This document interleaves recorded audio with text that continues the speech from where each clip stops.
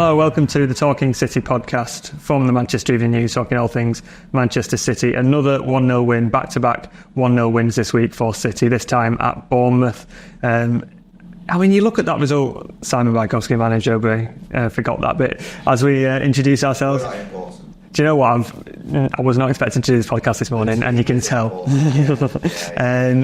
It was, on the face of it, a good win, but another frustrating game, third in a week where City create all the chances, have all the possession, and just can't put the ball in the back of the net. And by the end of it, Bournemouth were quite strong, weren't they? And could have, on another day, nicked a point.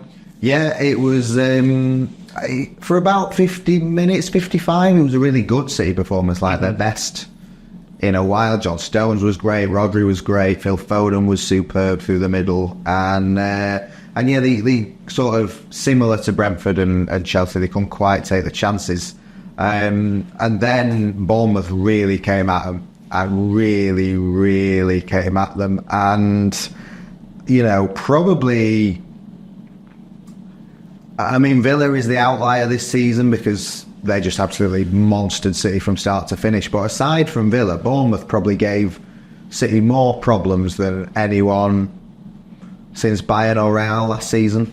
Like, it was, City were hanging on. You would never have thought to say that, would you? No. City were rattled. They were arguing with each other on the pitch. Guardiola was shouting his head off at anyone who would listen, and even anyone who wouldn't listen. And they were hanging on. So it was, a bit fraught at the end, but has to go down as a very good win for those reasons, really. We were just saying that you could say they've not scored more than one again, or you could say they've dug deep, they've sort of changed the plan a little bit. I think John Stone said after the game they had a plan, but Bournemouth actually, to their credit, changed it a little bit, and they had to adapt within the game, and they knew it'd be a tough game, man to man, that sort of thing. And sat that game, because I sort of, you always see the players' reactions and everything, and City looked a bit flat after the game. Mm-hmm. And maybe that is because they knew they'd been kind of put through the ringer. But Guardiola looked a bit flat, and he hadn't kicked a ball. But he sort of, he thought, are they a bit disappointed? And I think they're just knackered. The manager raised it time and time again after the game in his post-match press conferences. He just said, we're really tired. The schedule is demanding. Mm-hmm. And, Bournemouth did really well against City. And then afterwards, Pep was like, they had 7 days to prepare every second, and we had to play Brentford, which he referred as the dentist without anaesthetic, which is a nice line, but he's using the dentist a lot. He's not, he's used it for a few teams. So, not to take anything away, because a team with City's resources and quality should be beating Bournemouth and can't be saying, they had a few more days extra. But sometimes it does add up, and, City were made to hang on in a way that, they really had to hang on in the Allianz last season, in the way they had to hang on in the Bernabeu. It was it was tough for them. And, the manager always says, that we have to suffer to get through, and they did suffer, and they did get through. It's one of them. I think if it was at the Etihad, it's a completely different game, but because you're going all the way to the South Coast, it's just an environment that City aren't used to. These superstars, it's a 11,000 seater stadium, and it's, without using the cliche, it's their cup final, isn't it? It's the game where they're really up for it.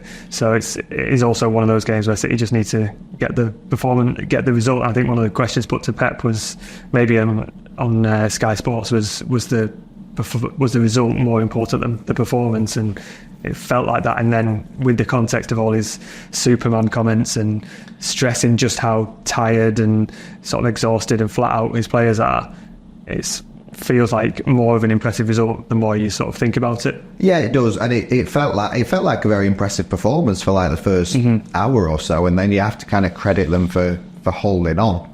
I was sort of driving back and listening to Talk Sport, who were covering the Arsenal game, and they'd not seen the City game, and they're saying 2-1-0 in a week. Like, City are there, aren't they? City are just winning games, even if they're not playing that well. They're winning games, and I don't think they're close to playing at the best, but they've still got a pretty decent level. I think the biggest worry right now is not scoring goals from all the chances they're creating, and they were pretty wasteful again in that first half when they could have been more clinical and made it easy for them, and maybe they'd have been less tired. But they're a point off top spot after 26 games, which is really, really remarkable. I think it struck me that Guardiola came out and chose this time to say we're knackered, because you can do it after a win, which is what he always does. He'll only sort of point out negative things after a win. But it felt like he was really in the mood to control what the narrative was afterwards, because he probably knew it was going to be another few days of talking about they're not taking the chances, they're only winning maybe by a goal, Haaland's not scored again, that sort of thing. But it was like he had something to say and he was going to tell everyone about it. And do you think it's a bit of a concern that City have, I think it was the 6th game in 20 days, wasn't it? So on that but you know, it's as he said, they played Brentford in midweek because that game got rearranged because they were in the Club World Cup. Like, they're not going to turn around the Club World Cup and say, no, actually we'd rather have a nicer schedule in the league. Like, the schedule is the schedule, and you know, as he was famously quoted on the Amazon Prime documentary, I'm not sure if we're allowed to swear on this podcast if it's bleeped out, but you know, the you're tired, fuck you kind of thing is like the whole mantra of this City team. Guardiola might choose when to have a moan about the schedule, but he's not going to use it as an excuse for the players, and that's why, like you say, he'll only mention it after they've won. And I think he said that Walker was rested rather than sort of moved around tactically because of sort of fitness. He's sort of easing De Bruyne back in after his niggle, and that's a boost to have him back. But he's not started these 2 games. He's dropped Alvarez for the first time in the league this season. You can see him sort of moving his pieces around to get them in the best possible position for the run that's coming up. And they're nearly there, aren't they? They've nearly got a full squad, but even then he said that Haaland isn't fully fit. He was talking about John Stones' really good performance, but said he's still not there. Well, they've never had a fully fit squad this season. No. You know, even the one game we thought they did earlier this month, Sergio Gomez was out, so you know, he's not and we only noticed 3 weeks later. The worst miss to have, but it's still a miss. And even after then, I think Grealish or somebody else went down after that, maybe Kovacic. So you know, Grealish, De Bruyne, Guardiola are all coming back. There's no guarantee like when they'll be back. There's no guarantee that someone else won't fall down before then. But yeah, I think, you know, taking Alvarez out of the team was possibly down to performance. But at the same time, it does fit into this story about how knackered everyone is, because it doesn't even feel like Alvarez has had Christmas Day off. Like, he's just gone on flat out for kind of 2 years plus. Yeah. I was just going to say, if we're talking about players and schedules, Alvarez is one who's played literally from January 2022, hasn't he? Yeah. 3 weeks off. Yeah, and Walker as well, like, but done it 10 years older. And we can talk about whether, say, you are preparing for the Champions League final at the end of the season, would those two make it into the 11? That is a debate to be had, but you can also say they've played so much football, like, it's really not a surprise to see them on the bench for another league game ahead of another important game at Luton on Tuesday, where, you know, City have experience of going behind and having to really scrap to do it in a competition now where if they lose, they're out and the treble's over. So, you know, I don't think I'm ready for that this week. No, but it's it is the case that you know, Luton is kind of more important than Bournemouth. And it's another sort of unfamiliar surroundings, isn't it? We'll come on to Luton in a bit. I want to get your thoughts on Phil Foden. Another goal. I think it's his best goals return now in a season. Is it 16 goals this season? Joint best, but you would think he'll get his best. Yeah, I think he's got enough time, and he's playing that well, isn't he? I think I might have mentioned it before, he's scoring the important goals now, isn't he? He's not just scoring the third in a 4-0 win. He's scoring the goals that make a difference. Yeah, I think he's scored in 13 games this season, and 9 of them have been taking the lead or equalising. So, you know, he's a player for the big moments. And I mean, we've said it all season, but for a lot, it felt at Bournemouth for the first time, or not for the first time, but Pep at Bournemouth after the match was far more positive about Foden than he has been for a long time. Because there have always kind of been caveats of like, oh, he needs to do this or he needs to do that or he needs to sort that out, and he's still not quite there in the middle. And on Saturday after the game, he was asked about him scoring, and he said, forget about the goals. Like, did you see the way he controlled the match? And for someone like Pep, who is so obsessed with control and, you know, good football on the eye, to sort of comment on that must send Foden's ego through the roof, because it was a terrific performance, and he did just glide across the pitch. And, you know, I've seen some videos of him, sort of compilations of him on the half turn in the last few weeks, and there was so much more to come from Saturday. It was like some of his play is just gorgeous to watch. There's sort of a similarity with when De Bruyne gets over the halfway line and he's striding, you're like, something's going to happen here. You're starting to feel like with Foden, aren't you? Yeah, and, you know, Pep, interesting also talking about sort of, he felt like Foden took a step forward at the Club World Cup, which came just after the Palace game, where he gave away that last minute penalty to let Palace equalise, and that kind of obviously sent them off it was like 1 win in 6 in the league, I think.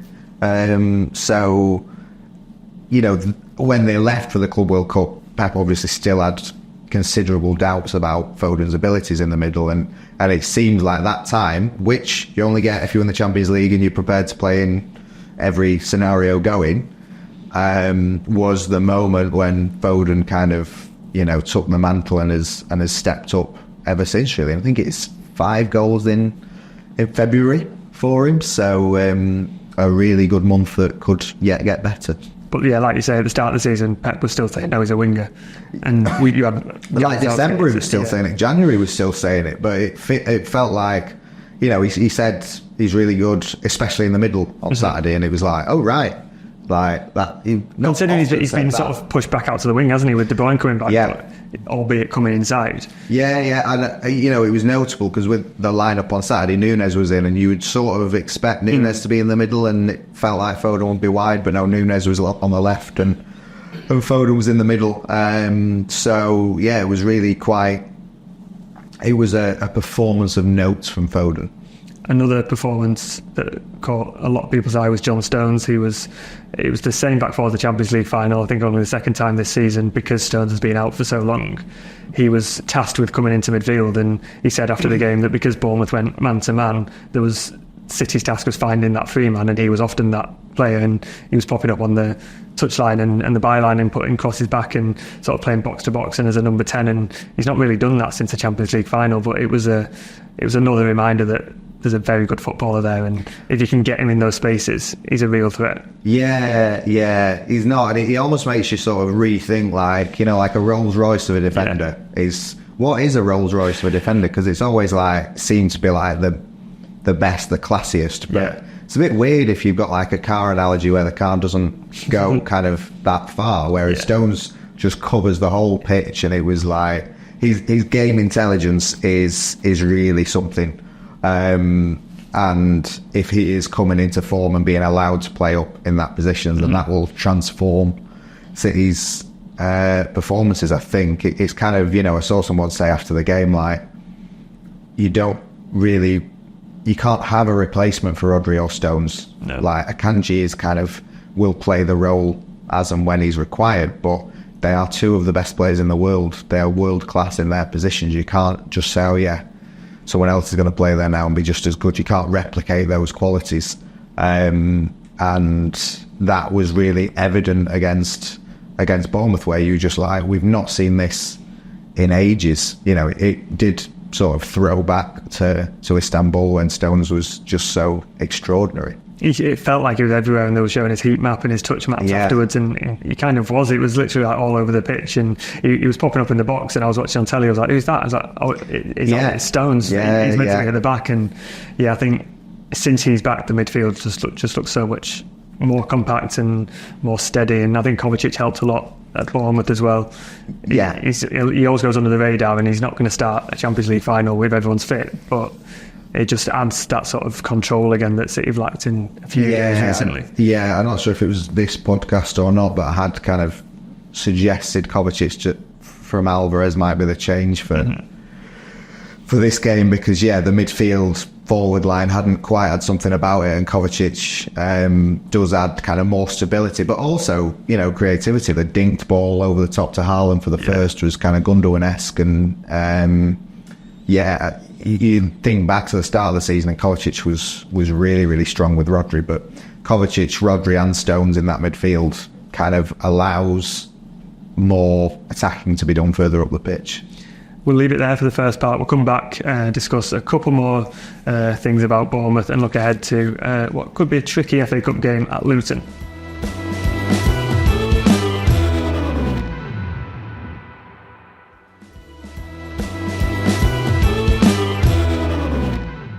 Hello, welcome back to the Talking City podcast. Before we get on, make sure you listen to our interview with David Bernstein, the former City chairman. He sat down with Tyrone Marshall for 40 minutes and discussed all things of his time in charge of City before they became the current beast that they are. Find that on YouTube, on podcast platforms. Very interesting listen. Now, sorry, we were just talking before we started.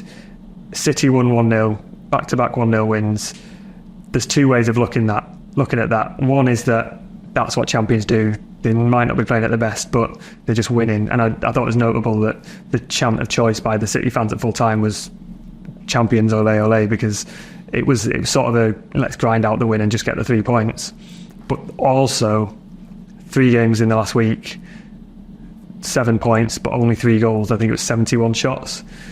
So 2 drop points against Chelsea. Could they be being a bit more prolific? Where do you stand on that sort of on the form this week, and is it a good three games, or could there be room for improvement? I mean, 2 1-0 wins against Bournemouth and Brentford is fantastic, and certainly you've kind of got to play the situation, and City played Brentford knowing they needed to get close to Liverpool, and they did.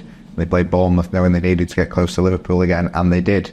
So they are really exactly where they need to be. If they win every game between now and the end of the season, then they win the title. I don't think they will win every game, but they're in a good position. You look at Liverpool, they're in a very good position. You look at Arsenal, been the surprise for me. I didn't see this coming with such kind of emphatic results and performances. But when they visit City at the end of March, you would still have City as the big favourites, because City have been there and done it, and as recently as last year absolutely crushed Arsenal at the Etihad. So March is key,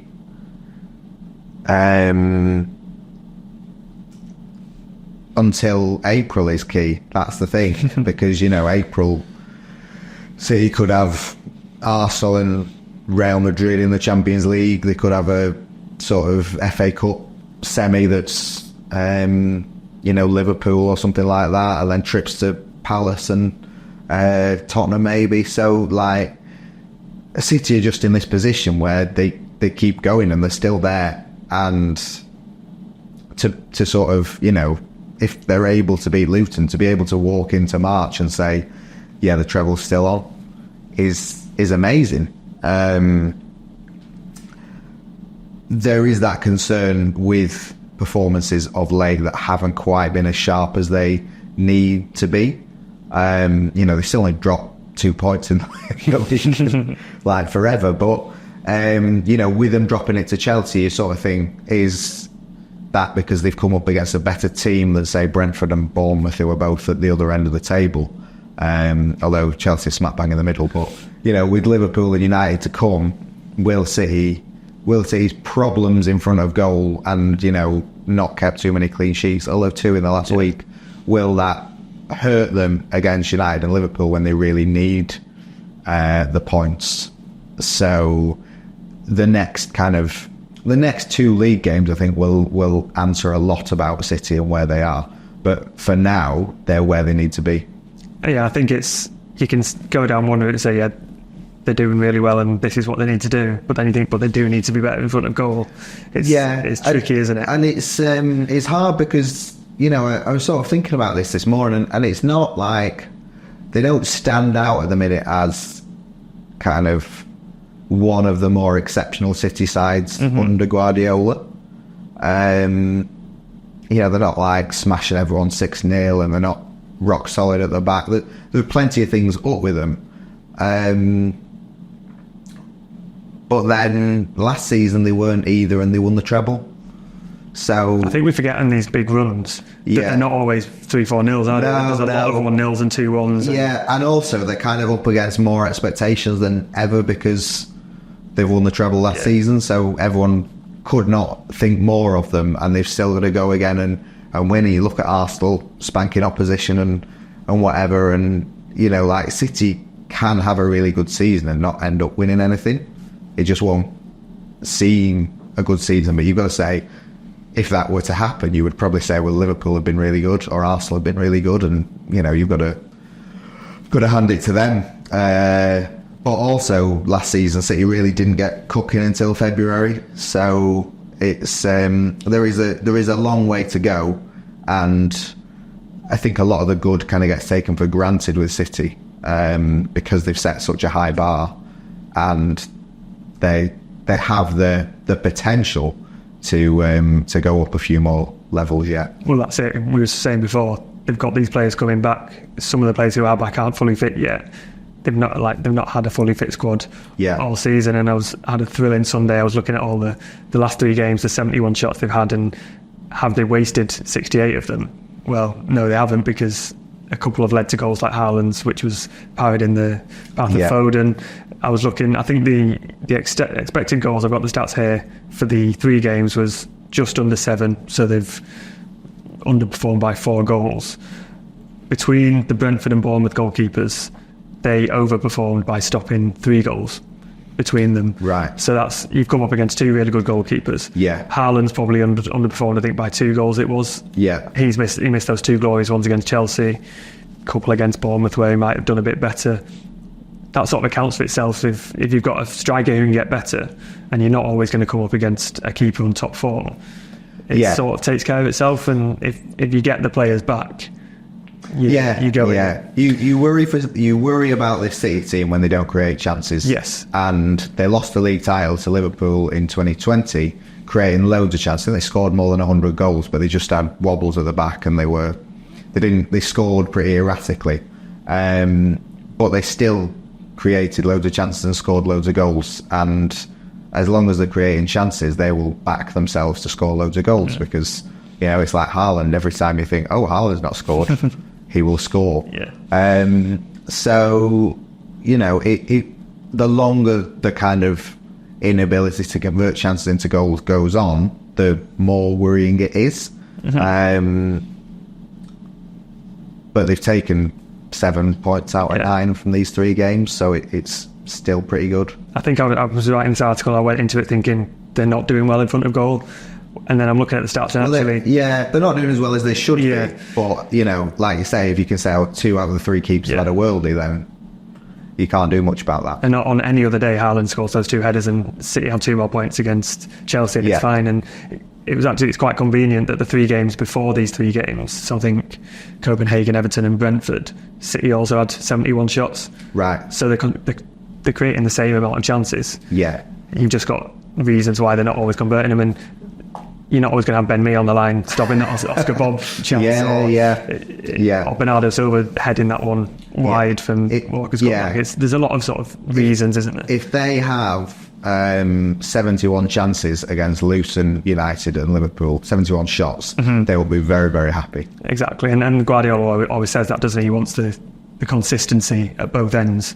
Yeah. Maybe they let a few more chances against them against Bournemouth, but if they're a tired team, then I think sometimes you've got to give credit to the opposition. And also, I think before we finish the Bournemouth chat, Ederson, a couple of fantastic saves, and he's gone under the radar a little bit, but he's really come up trumps. Yeah, I thought he had a really ropey first half. He was just like, you never want to see a goalkeeper coming out of his area and kneeing the ball. He was. But if any goalkeeper's going to do it, usually Ederson pulls it off with some level of conviction. Even he looked a bit like, oh, I'm not sure I should have done that. And he had a few distribution things, but then the goalkeeper is there to save things that come his way, and he did. He made some important saves, and like you say, it's one of those that could go under the radar. But he's done. He did very well to keep his team ahead, and 2 clean sheets in a week is very good after City's season defensively. And he may or may not have broken the City record for Premier League clean sheets. Yeah, well, there's a bit of confusion because I think it's 110, but Stat City, which is a compendium of City statistics, says it's 108, and I agree with Stat City.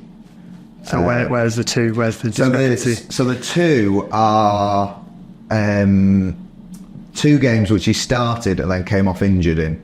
Oh, okay. So in 2017 they beat Liverpool 5-0, but Ederson got stretchered off at 0-0.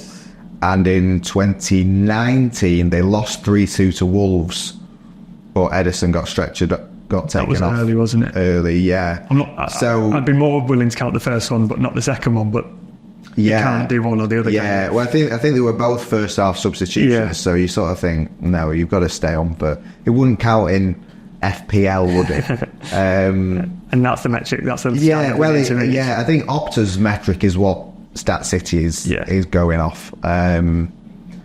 So yeah, I mean, Ederson won't really. I think he did a thumbs up emoji in response to it on Instagram, so it's just typical kind of demeanour. But either way, he's going to get that record at some point. Yeah. On to Luton. We were there in the league, and it was not an easy game when City were sort of badly out of form and needed to just find something. They did find a response in the second half, but if they're looking to sort of make changes and ease a few players and give a few players rest, probably not the place you want to do it, isn't it? And they gave Man United a very good game because they've given every big team a good game at Kenilworth Road. Yeah. They're really doing their hardest to stay up this season, and have done far better than the 2 teams that got promoted above them. So like you say, it's not the game. I can see someone like Rico Lewis coming in, maybe Oscar Bob, because they're both proven. But I don't really think it's going to be one for Sergio Gomez or people like that. I think there's going to be a lot of first team regulars starting the game, which is a risk ahead of the derby. But like I say, this is a really important game and alters City's march, because if they win, then they play an FA Cup quarter in the middle of March against an opponent still to be identified. But if they lose, then they know they're either at Brighton or they're not playing, because Brighton are in the FA Cup. And that Brighton one's just a tricky one in the middle of games against Liverpool, Arsenal, United, Villa. Yeah. I don't know where it would fit in later in the season, but... No, it will have to be squeezed in. But that is the price of success of winning football matches in lots of different competitions. But the good thing for City is that they've been to Luton and they've really struggled. So they're not going to be going into this game with any kind of complacency. Not that they do normally, but they know how tough it will be to get a result there. I think he'll make some changes. I think you've got the chance to maybe not start Grealish and ease him back, but give him a fair few minutes, similar with De Bruyne. Again, then it's not quite the game you want to bring an injured player back. But no. I think there's a few players. Rico Lewis, I think he started 1 in 7 and not played any minute in the other 6, so he's sort of fallen out of favour. Not out of favour, but there's just not been the chances for him. So he'll be looking to sort of make an impact even when he starts. And I think he'll try and make as many changes as possible, but without feeling a weak side, if you like. And I think Gomez is the benchmark of how you treat in this game. I think you would play Gomez against Championship opposition, but not. I can see Núñez and Kovacic remaining in the side, for example. And then maybe, depending on how the game goes, take a few players off with an eye on the derby. But well, you have to, but that is the thing with Grealish and De Bruyne. They've got to work out what is best for the derby, really, before they kind of work backwards to Luton. But it is a risk, because if you don't turn up against Luton, then you, like I say, you're out of the cup, and the retaining the treble is gone. I think watching the draw, there was a few southern sides left in the draw, not a lot. Maidstone were there, and you're thinking, just get a home side, just get a home side. It was, I think Bournemouth and Southampton were out the way. It was like, oh, excellent. Because when I was down at Bournemouth, they were talking about, because they play Leicester at home on Tuesday, and again you're thinking, nothing against Bournemouth, but come on, Leicester. The less travelled the better. Get a score prediction from you? I think it will be 2-0. I was going to say 2-0. I think not an easy 2-0, maybe a late one to sort of calm the nerves, but I can see Luton making a few changes as well, because they might want to focus on the league, but we'll see. We're both down at Kenilworth Road again. I think I walked away thinking, I hope I never have to go there again. It was a great atmosphere though. It's a genuine ground, isn't it? Authentic experience. So we'll bring you that throughout the week down at Luton tomorrow. Reaction to come as ever on the Manchester Evening News, and then looking ahead to the all-important Manchester derby. And I believe we've got a joint Talking City and Manchester is Red podcast, which the title alone is controversial, isn't it? So look out for that later in the week. And thanks for joining us. Follow us as ever on YouTube, all social media platforms, and where you find your podcasts. Thanks again. See you soon.